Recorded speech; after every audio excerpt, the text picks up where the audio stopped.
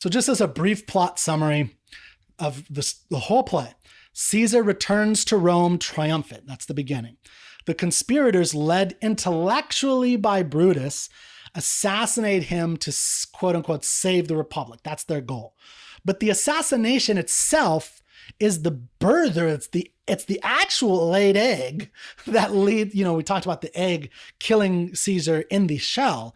The real egg that was laid was by the intellectuals that created chaos, civil war, and a new tyranny under Antony and Octavian, which then led to the rise of Octavius and the whole Roman Empire. And then the collapse of the Roman Empire eventually.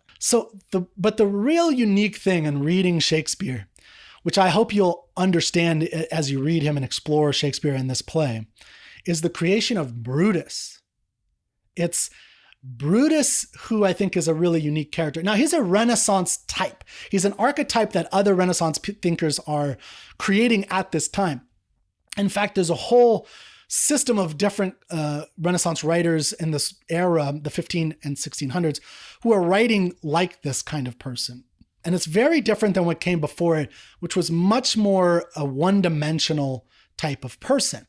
Even in the source work that Shakespeare uses, Plutarch's Parallel Lives of Julius Caesar in this case, the Brutus character, the Brutus person in that historical document by the ancient Greek Plutarch is very one-dimensional, really. He doesn't have these kind of real conflicts where he doesn't really know what's moving him internally, and he's contradicting himself in his own phrases and actions as well as his own thoughts and his desires. And he uses philosophical musings to kind of brood on this issue. That kind of brooding character is archetypical of a Renaissance character, and you see it even on the continent in Spain with Miguel de Cervantes in Don Quixote.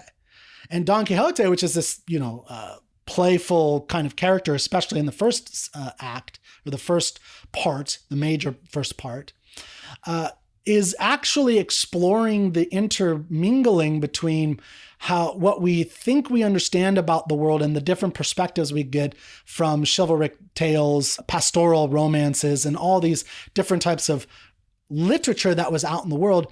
And by part two of Cervantes' Don Quixote, you have a real deep musings by both Don Quixote and his side character, Sancho Panza, about all of this, just like, but in a very different way as you get with Brutus.